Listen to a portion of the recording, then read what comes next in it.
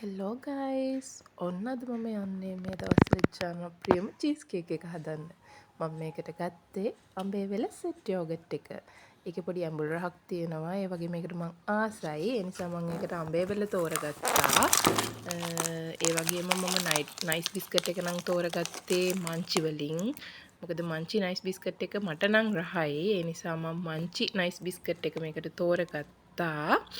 මම අඹේ වෙල set yoghurt එකේ පොඩි කප් එකෙන් තමයි 5ක් ගත්තේ. මොකද මට හිතුණා ලොකු කප් එකකට හදනවට වැඩිය මේක චුට්ටක් පොඩි කප් වලට චූටියට හදලා තිබ්බොත් ලේසි කියලා. මොකද ඒක මොන වගේ රහක් එයිද දන්නේ නැහැ. ඒක කන්න බැරුව ගියොත් අපරාදේ. සමහර විට මේක වෙන කෙනෙක්ට උනත් එක සෙට් වෙන්න පුළුවන් හින්දා ඔන්න ඔය විදිහට මම උඩ පියන කවරේ ගැලවෙන්නේ නැති වෙන්න යෝගට් කප් පහේම හිමීට ගලව ගත්තා. ඇත්තටම මම මේ වීඩියෝ එක කරනකොට රෑ 10ට විතර ඇති. මේ වෙලාවේ බබා නීති. ඒ නිසා මට මේක කරගන්න පුළුවන්කමක් තිබ්බා. මොකද බබා හැල්ලා හිටියා නම් එයා මේ යෝගට් ටික ඔක්කොම කනවා. මට මේක හදන්න වෙන්නේ නැහැ.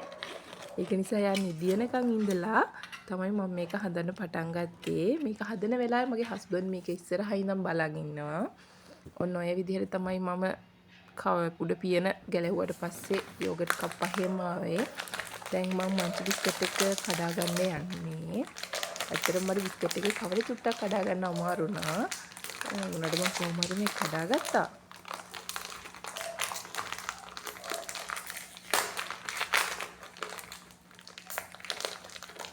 මං කිව්වේ මට ඒක ටිකක් අමාරු වුණා කියලා. ටිකක් නෙමෙයි ඇත්තටම ගොඩක් අමාරු වුණා. හැබැයි මම කොහොම හරි බිස්කට් එක කඩා ගත්තා. ඔන්න ඔය විදිහට මම එක නයිස් බිස්කට් එකක් අරගෙන එක යෝගට් කප් එකකට පුංචි පුංචි කෑලි වලට කඩලා ඇතුළට දැම්මා. මොකද මට හිතුණා එක නයිස් බිස්කට් එකක් මේකට ඇති වෙයි කියලා. මොකද මං ගත්තේ චූටි කප්නේ. අපි බලමු මේක මොන විදිහට එයිද කියලා.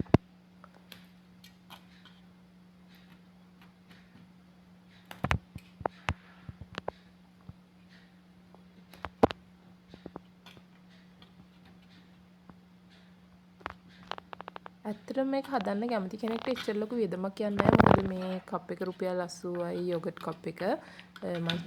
නයිස් බිස්කට් එක නම් 110කට වගේ පොඩි එක ගන්න පුළුවන්. ඔන්න ඒ විදිහට මම අන්තිමට මේ හැන්දෙනුත් පොඩ්ඩක් හරියට හදාගත්තා. ඔන්න ඔහොම තමයි ලුක් එක ආවේ. ඔය විදිහට මම ඉතුරු කප් 4ත් හදලා ඔන්න ඔය විදිහට කවර් කළා. මොකද ෆ්‍රිජ් එකට අපෝ දාලා තියන්න ඕනේ හින්දා. ඔන්න මම දැන් ෆ්‍රිජ් එකට දාන්න යන්නේ.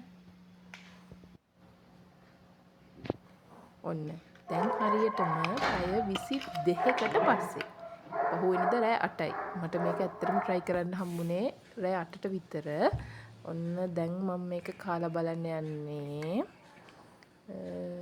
බලමු අපි මේක මොන වගේ රහක් එයිද කියලා. ලුක් එක නම් ඔය වගේ තමයි තියෙන්නේ.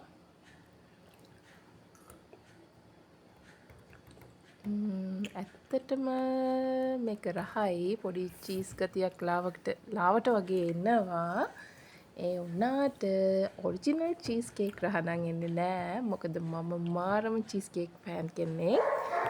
මම දවසක ඔයාලට මම කන ෆේවරිට්ම චීස් කේක් එක වීඩියෝ එකක් කරලා පෙන්නන්නම්. මේකට අපේ බබා නම් ඇත්තටම කැමති වුණේ නෑ. හස්බන්ඩ් නම් ඇවරේජ්. ඔන්න ඔය විදිහට තමයි ඒක ආවේ. හැබැයි මං එකෙන් කප් දෙකක්ම කෑවා. මොකද ඒකේ අමුතු රහක් තියෙනවා. ඒක හරිම රස ඩෙසර්ට් එකක්.